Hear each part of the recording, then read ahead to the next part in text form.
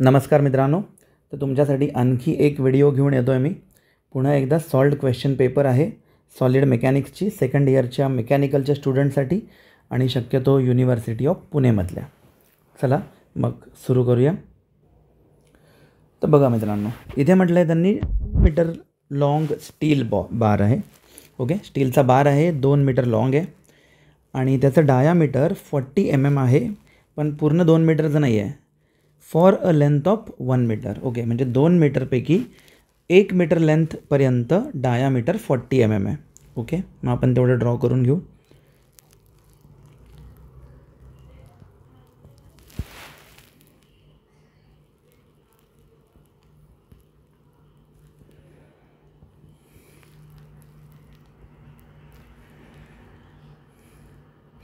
तर बघा मित्रांनो, याला आपण म्हणू ही आहे 1 मीटर लेंथ आणि इथपर्यंतचं डायामीटर किती आहे 40 mm. तर इकडे लिहून टाकू की डायामीटर आहे 40 mm. ओके, आणि एक काम करू, लेंथही लिहून घेऊ. किती लेंथ म्हटलं आहे 1 मीटर. ठीक आहे, तर टोटल 2 मीटरचा रॉड आहे आणि त्याच्यातला 1 मीटरची डायामीटर 40 mm आहे. ओके, त्यानंतर म्हटलं आहे for the next 0.5 metre length the diameter decreases uniformly to small D. Okay, म्हणजे आता पुढच्या अर्धा मीटर म्हणजेच 0.5 मीटरपर्यंत हे जे डायामीटर आहे हे थोडंसं कमी होतं आहे असं त्यांचं म्हणणं आहे. म्हणजे अशा पद्धतीने काहीतरी होईल. तर हे झालं डायामीटर थोडंसं कमी आणि ते आहे स्मॉल डी. आणि त्याच्यानंतर for the remaining 0.5 metre length has a uniform diameter of DMM. अरे वा, बघा इंटरेस्टिंग एक्झाम्पल दिला आहे मित्रांनो. मेकॅनिकलवाल्यांना सॉलिड मेकॅनिक्सचा पेपर बराच गरम पडतो आणि तो ह्या असल्या लफड्यांमुळे. तर आता आपण एक काम करू, ग्रुपिंग करून व्यवस्थित लिहून घेऊ. ओके, एका लाईन थ्रू ड्रॉ करून दाखवतो मी. बघा, इथून इथपर्यंत वेगळा विषय आहे, इथून इथपर्यंत वेगळा आहे आणि इथून इथपर्यंत वेगळा आहे. तर पहिलं त्यांनी म्हटलं होतं 1 मीटर, त्याच्यानंतर म्हटलं आहे 0.5 आणि त्याच्यानंतर पुन्हा एकदा 0.5. ओके, आणि आता दोन्ही बाजूंनी लोड दिला आहे बघा 150 kN, म्हणजेच 150 kN लोड आहे. तर हे इकडून झालं 150 आणि हे इकडूनही झालं 150. चला मग आपला बेसिक डेटा तर आपण लिहू शकतो लगेच की इथे पीची व्हॅल्यू कॉमन आहे आणि किलो न्यूटनमध्ये आपण नाही शिकत तर न्यूटन राहू देऊ, किंवा इथे बघा मॉड्युलस ऑफ इलास्टिसिटी किलो न्यूटनमध्ये दिला आहे, त्याच्यामुळे हे किलो न्यूटनमध्येही ठेवलं तरी काही प्रॉब्लेम नाही आहे, काही जास्त कन्व्हर्जनचा त्रास नको. तर याला असंच राहू देऊ. त्याच्यानंतर आहे ई. बघा मी आत्ता ब्ल्यू लाईनने दाखवले लास्टला 200 किलो न्यूटन आणि mm². मग इथे mmचा वापर केला आहे. तर याच्यानंतर बघा त्यांनी म्हटलं होतं की इथलं जे डायामीटर आहे ते किती आहे D आहे. ओके, आता याच्यामध्ये एक कन्सेप्ट इंट्रोड्यूस होते मित्रांनो, टेपर्ड सेक्शन नावाची. टेपर्ड म्हणजे काय की जेव्हा डायामीटर तुमचं असं बदलतं त्याला म्हणतात टेपर्ड. तर समजा इकडचं डायामीटर D1 असेल, इकडचं डायामीटर D2 असेल, तर एरियाचा जो फॉर्म्युला असतो आपला तो आपण नेहमी π/4d² वापरतो ना. तर टेपर्डसाठी लक्षात ठेवा इथे D1 × D2 करायचं D² जागेवरती. ओके, तर ही कन्सेप्ट तुम्हाला माहीत असली पाहिजे. त्याच्यानंतर लेंथ लिहून घेऊ आपण. तर नंबरिंगनुसार हा पहिला होईल, हा दुसरा आणि हा होईल आपला तिसरा रॉड. मग पहिल्याची लेंथ 1 मीटर दिली आहे, पण आपण mmमध्ये घेणार म्हणून 1000 mm. त्याच्यानंतर L2 आणि L3 दोन्ही सेम आहे, दॅट इज 0.5 मीटर, ज्याला mmमध्ये 500 mm झालं. mmमध्ये का बरं घेतलं, कारण की वरती ईची व्हॅल्यू आपली किलो न्यूटन पर mm² होती, मग तिकडे पण mm आहे तर इकडे पण mmच ठेवायचं. याच्या व्यतिरिक्त त्यांनी सांगितलं आहे, हे बघा इथे वरती 2.4 mm एक्सटेन्शन आहे. एक्सटेन्शनचा अर्थ होतो मित्रांनो ΔL, आणि बघा तो पण त्यांनी mmमध्येच दिला आहे आणि म्हणून मी इकडे चा वापर केला आहे. आता आपण एरिया काढून घेऊ प्रत्येकाचा. तर एरिया A1 बघा, पहिल्या बारचा एरिया, त्याचा धडधडीत डायामीटर दिलं आहे त्यांनी आपल्याला 40 mm, म्हणून π/4 × 40 स्क्वेअर. आणि हे आन्सर आलं मित्रांनो 1256.63 mm². ओके, हा झाला A1. त्याच्यानंतर दुसऱ्याचा एरिया. आता बघा वरती दुसरा टेपर्ड आहे, म्हणजे फॉर्म्युला काय होईल π/4 D1 आणि D2. आता पहिला कोण आहे इकडे, तर इथे दाखवतो बघा. पहिला आहे 40 आहे ना इकडून डावीकडून, आणि उजवीकडून जो आहे त्याला काय म्हटलं आहे D, म्हणजे π/4 × 40 × D. मग याला आपण म्हणू शकतो 10 × π × D असंही चालेल. आणि A3 तर डायरेक्ट π/4 D² आणि Dला तर Dच म्हटलं आहे, म्हणून आपण याला असंच्या असंच राहू देऊ π/4 D². ओके, चला बेसिक सेटअप तर आपला सगळा झालेला आहे मित्रांनो. आता आपला मेन फॉर्म्युला आहे ΔL = ओके. माझ्या मागच्या व्हिडिओजमध्ये पण याच्या रिलेटेड आपण सम सॉल्व केलेत, कारण की हा मॅन्डेटरी टॉपिक आहे. हा प्रत्येक पेपरमध्ये येतो म्हणजे येतो. ओके, तर फॉर्म्युला आहे PL/E, पण एकदा लिहून काही चालणार नाही आहे. आपल्याला लिहावं लागेल 3 वेळा. का बरं 3 वेळा? का तर आपल्याला दिसणारे जे रॉड आहेत ते इथे 3 आहेत. ओके, तर हे आपण 3 वेळा लिहून घेऊ. PL/AE, पहिली, दुसरी आणि तिसरी फिगर. ओके, चला एवढीच गरज आहे आपल्याला. आता तुम्ही वरती बघा, ब्ल्यू कलरमध्ये 2 कॉमन गोष्टी आपण मेंटेन केल्या आहेत, P आणि E, ज्याला कुठलाही नंबर नाही आहे. So we can take P and E common here. आता उरलं काय, L1 / A1, त्यानंतर L2 / A2, त्यानंतर L3 / A3. पूर्ण कॅल्क्युलेशन बेस्ड एक्झाम्पल आहे मित्रांनो आता हे. आणि हे इकडे ΔL. आता ΔLचं उत्तर वरती बघून घ्या, ते त्यांनी दिलं आहे स्वतःहूनच. 2.4 ऑलरेडी MM आहे. त्याच्यानंतर P आहे आपला 150 kN / E आहे आपला 200. हा आपण इकडे लिहून घेतला आपण. आणि आता L1, तर बघा L1 आहे 1000. त्यानंतर A1 आहे 1256.63. त्यानंतर L2 आहे 500 / A2, तर A2 आहे 10 × π × D.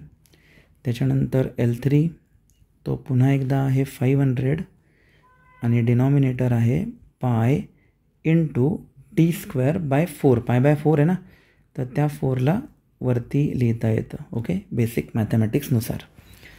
आता आपले अननोन D पण आहे इकडे आणि D² पण आहे मित्रांनो. तर आता बघा याला आता कसं सॉल्व करायचं. तर आता बघा, ॲक्च्युली एवढं लेंदी तुम्हाला करायची गरज नाही आहे. तुमच्याकडे ES कॅल्क्युलेटर असेल तर सोपं होईल, पण सगळ्या मुलांना समजावं त्या हिशोबाने मी थोडंसं डिटेलिंगमध्ये तुम्हाला हे कॅल्क्युलेशन सांगतो.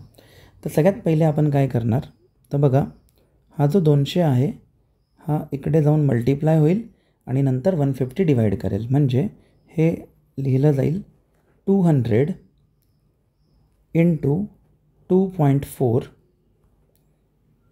/ 150. ओके, मग इकडे काय उरलं 1000 / 1256.63, आणि त्याचा आन्सर आहे 0.7957. ठीक आहे. त्याच्यानंतर मग आपण येऊ इथे 500 / 10 π, त्याची व्हॅल्यू आपण काढून घेऊ, आणि ती आहे 15.91 / 10⁻⁴ D, प्लस इथे बघा 500 × 4 म्हणजे होतील 200, त्याला पायने डिवाइड करून ते पण लिहून घेऊ. तर ते आहे 63, वरती लिहावं लागेल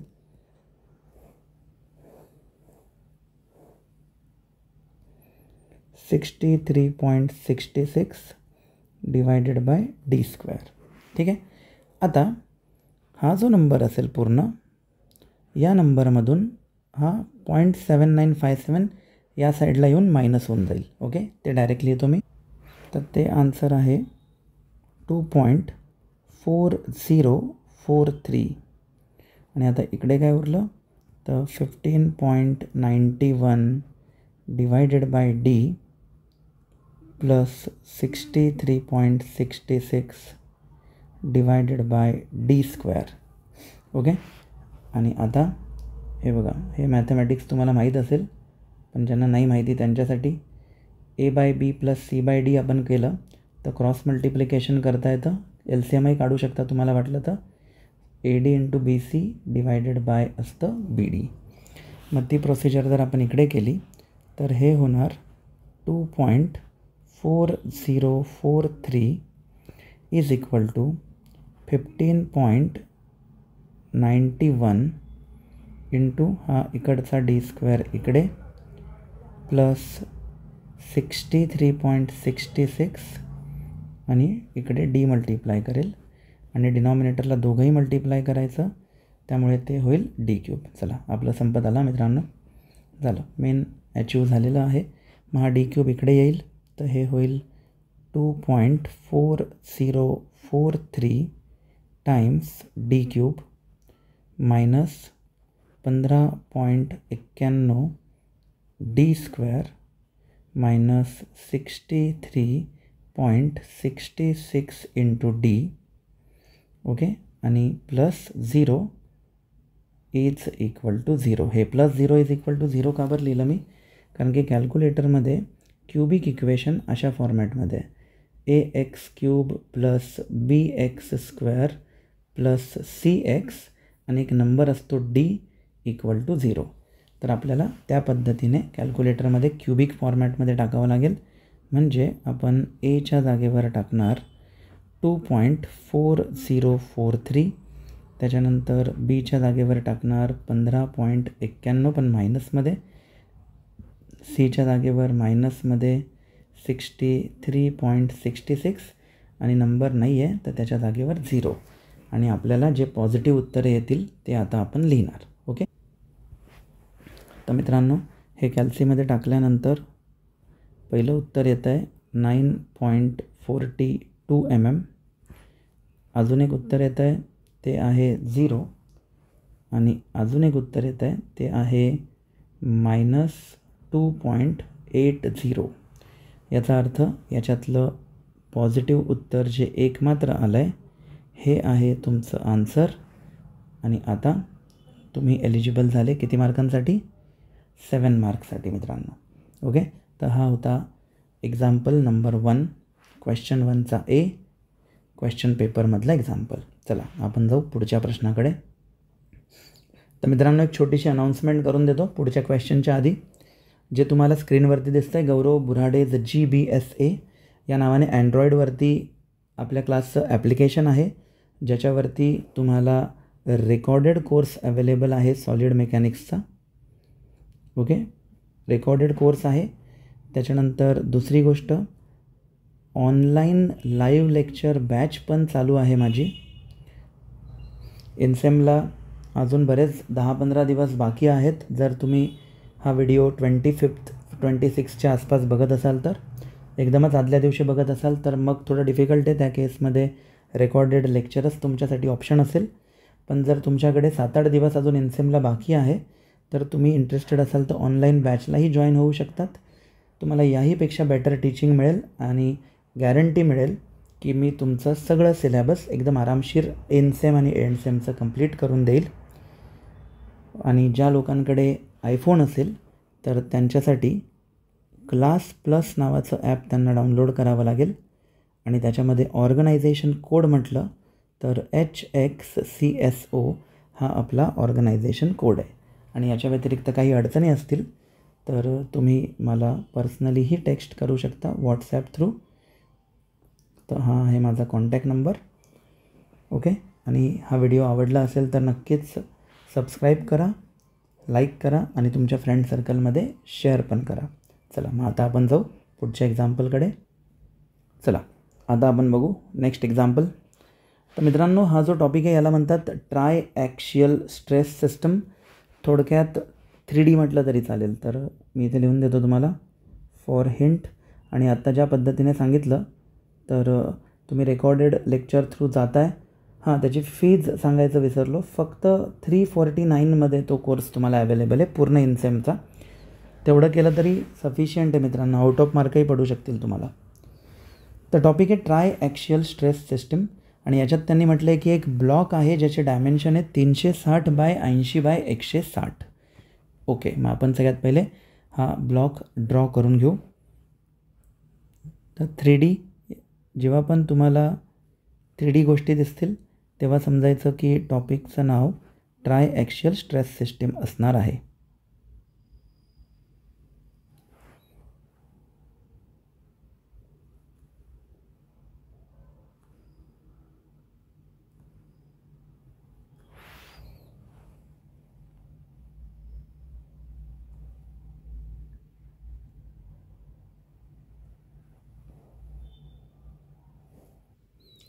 तर बघा मित्रांनो, आपण एक 3D बॉक्स तुमच्यासमोर ड्रॉ केला आहे आणि डायमेन्शन्स पण मार्क करून टाकू. बघा इथे त्यांनी म्हटलं आहे सगळ्यात मोठा असेल म्हणजे 360, सगळ्यात छोट्याला आपण म्हणूया 80 आणि जो दुसरा आहे विड्थ त्याला आपण म्हणूया 160. 3 डायमेन्शन मिळाल्या आपण वॉल्यूम काढून घेऊ शकतो, जे की लहानपणीपासून तुम्ही शिकले असाल. LBH असतं बॉक्सचं, रेक्टँग्युलर बॉक्सचं. तर त्यानुसार लेंथ आहे आपली 360, त्यानंतर 160 आणि हाईट आहे 80. आणि हे सगळं MM असल्यामुळे आपलं वॉल्यूमचं युनिट झालं mm³. त्याच्यानंतर शेवटच्या लाईनमध्ये बघा, हा जो 1/m आहे याचा अर्थ असतो पॉयझन्स रेशो. 1/mने दाखवतात कधी, पण लक्षात घ्या 0 पॉईंट म्हटलं की पॉयझन्स रेशो. आणि ईची व्हॅल्यू त्यांनी तुम्हाला दिलेली आहे 2 × 10⁵. आणि आता त्यांनी वापरताना न्यूटनचा वापर केला आहे अलॉंग विथ MM. तर आपल्याला सगळं वातावरण न्यूटनमय ठेवावं लागेल. ठीक आहे. आता आपण याच्यावरती ॲक्सिस पण मार्क करून घेऊ. तर बघा सगळ्यात पहिले त्यांनी काय म्हटलं आहे, नंबर 1 2 3 नुसार बघा 1280 kN फोर्स आहे आणि कशावर ॲक्ट करतो आहे 160/80 वरती. ओके. आणि काय म्हटलं आहे टेन्साईल म्हणजे ओढणारा. आणि त्याला एक्स डायरेक्शन म्हणा असं म्हटलं. 160/80. मग 160/80 वरती अशा पद्धतीने ॲक्ट होतो आहे 1280 kN. आणि त्यांनी म्हटलं आहे की या डायरेक्शनला तुम्ही एक्स म्हणा. ठीक आहे, हरकत नाही, आपण एक्स म्हणून देऊ. त्याच्यानंतर पुढचा आहे 3456, तो पण टेन्साईल आहे आणि 360/80 वर ॲक्ट होतो आहे. मग 360/80 म्हणजे झाला हा फेस. ओके. आणि व्हॅल्यू किती आहे 3456 kN. आणि त्यांचं म्हणणं आहे की याला म्हणा तुम्ही वाय ॲक्सिस. ठीक आहे, आपण म्हणू वाय. मग जर हे XY तर आपल्याला कोणाच्या परमिशनची गरज नाही, उरलेला असणार आहे Z. आणि शेवटचा फोर्स आहे कंप्रेसिव्ह म्हटलं आहे मित्रांनो. याचा अर्थ असा ढकलणारा असेल हा. आणि त्याची व्हॅल्यू आहे 5184 kN. ठीक आहे. तर याला आपण म्हणू लोड इन वाय डिरेक्शन, याला म्हणू एक्स डिरेक्शन आणि याला म्हणू Z डिरेक्शन. ठीक आहे. आणि आता आपण काढणार सिग्मा एक्स. मग काय असेल सिग्मा एक्स, तर लोड डिवायडेड बाय एरिया, जे की वरती ही डायग्रामची पण ॲक्च्युली गरज नव्हती, वरती त्यांनी सगळा सेटअप करून दिला आहे. बघा जो लोड त्याचा डिवायडेड बाय एरिया. ओके. तर मग हे 1280 × 10⁻³ डिवायडेड बाय एरिया किती दिला आहे 160 × 80. ठीक आहे, वन टाईम लिहून टाकतो मी हे आन्सर सगळे. त्यानंतर सिग्मा वाय त्याच्यासाठी होईल PY divided by AY. Number 2मध्ये बघा तर लोड आहे 3456 परत × 10⁻³ आणि त्याच्या शेजारी त्याचा एरिया नंबर 2मध्ये बघताय तुम्ही 360 × 80. आणि आता सगळ्यात शेवटचं सिग्मा झेड, तर तो मायनस आहे का बरं, तर कंप्रेशन आहे म्हणून मायनस आहे मित्रांनो. ए झेड, तर हे झालं मायनसमध्ये 5184 इंटू 10³ डिवायडेड बाय त्याचा एरिया किती म्हटलं आहे त्यांनी, 160 इंटू 360. ठीक आहे. आणि आता हे तिन्ही उत्तरं आपण लिहून टाकू. ओके, तर आपण उत्तर लिहितो आहे. लास्टवालं आहे -90 Nm². ओके, तर सगळा डेटा आता रेडी झालेला आहे मित्रांनो. आणि आता आपल्याला प्रश्न काय विचारला आहे, तर क्वेश्चन आहे चेंज इन व्हॉल्यूम काढा. ठीक आहे. मग आता चेंज इन व्हॉल्यूमसाठी फॉर्म्युला लिहू. थोडं लेंदी आहे हे समसुद्धा. तर फॉर्म्युला आहे मित्रांनो, सगळ्यात पहिले काढायचं आहे strain in x direction. It is 1/E sigma x minus mu sigma y minus mu sigma Z. Okay, मग आता 1/E, तर ईची व्हॅल्यू किती आहे, ईची व्हॅल्यू आहे 2 × 10⁵. मग इकडे लिहिलं 2 × 10⁵. सिग्मा एक्स आहे 100 मायनस 0.25 म्यूची व्हॅल्यू. सिग्मा वाय आहे 120 मायनस परत म्यू आहे 0.25. पण सिग्मा झेड 90 निगेटिव्ह आहे, तर या निगेटिव्हमुळे काय होईल, हे होईल प्लस. ओके, आणि हे इथे आपण लिहून टाकूया याचं आल्यानंतर आन्सर.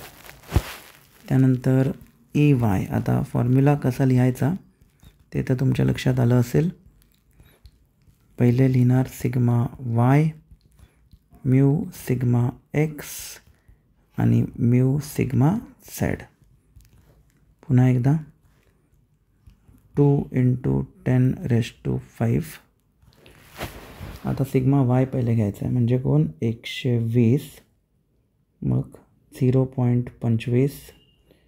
पुढचा कोण आहे, सिग्मा एक्स म्हणजे 100, आणि हे मायनसचं परत प्लस, का तर तो -90 आहे म्हणून 0.25 × 90. हे झालं दुसरं आन्सर. त्याच्यानंतर EZ. त्याचा फॉर्म्युला परत 1/E, पण आता झेड आहे म्हणजे पहिले झेड, सिग्मा झेड एकटा आणि सिग्मा एक्स आणि सिग्मा वाय. मग हे झालं पुन्हा एकदा 2 × 10⁵ इन द डिनॉमिनेटर. आता पहिले कोण आहे, सिग्मा झेड आहे, म्हणजे आता -90 आधी होईल, मग 0.25 सिग्मा एक्स म्हणजे 100 आणि 0.25 सिग्मा वाय म्हणजे 120. आणि हे वन टाईम उत्तर आपण लिहून टाकू. तर बघा मित्रांनो, EX, EY, EZ सगळ्यांची उत्तरं तुमच्या समोर लिहिलेले आहेत मी. आणि आता याच्या पुढचा फॉर्म्युला असतो ΔV/V is equal to EX + EY + EZ. मग ΔV म्हणजे चेंज इन व्हॉल्यूम, जे की आपल्याला काढायचं आहे. आणि व्हॉल्यूम, तर व्हॉल्यूम दिलं होतं बघा स्टार्टिंगला, ब्ल्यू कलरने लिहिलं आहे मी, दिसतं आहे टॉपला, 360, 160 आणि 80. मग ते टाकूया इकडे, 360 × 160 × 80 equal to EX, EY, EZ या सगळ्यांची ॲडिशन. तर बघा 1/1 4.625 × 10⁻⁴. त्यानंतर पुढचं आहे 5.875 × 10⁻⁴ मायनस 7.25 × 10⁻⁴. आणि ही साईड कॅल्सीमध्ये टाकली तर तुमचं आन्सर येईल +3.25 × 10⁻⁴. आणि इकडे उरलं परत ΔV 360, 160 आणि 80. आणि मग आता ΔV काढण्यासाठी हा जो आहे 3.25 × 10⁻⁴ याला इकडचा डिनॉमिनेटर जो आहे तो करेल मल्टिप्लाय आणि मग याला तुम्ही कॅल्सीमध्ये टाकलं की तुमचं आन्सर येणार 1497.6 युनिट. सगळ्यात इम्पॉर्टंट आहे mm³. तर हे होतं या एक्झाम्पलचं मित्रांनो सोल्युशन. हा जो पेपर होता मेकॅनिकलवाल्यांसाठी हा खूप लेंदी आला होता. बघा आपल्यालाच 2 प्रश्न सॉल्व करायला 26 मिनटं लागले. म्हणजे तसं वेळेतच चालू आहे सगळं, बट तरी पण ओके. तर मित्रांनो हा होता पार्ट 1. मला जर चांगले रिव्ह्यूज मिळाले याच्यामध्ये तर मी याचा पार्ट 2 पण बनवेल ओके, ज्याच्यामध्ये अजून आपण पुढचा सम पण सॉल्व करू. तुम्हाला सगळ्यांना बेस्ट ऑफ लक आणि एकदा कोर्सेस किंवा ऑनलाईन लेक्चर्स बघून घ्या मित्रांनो, तुम्हाला कामात पडणार.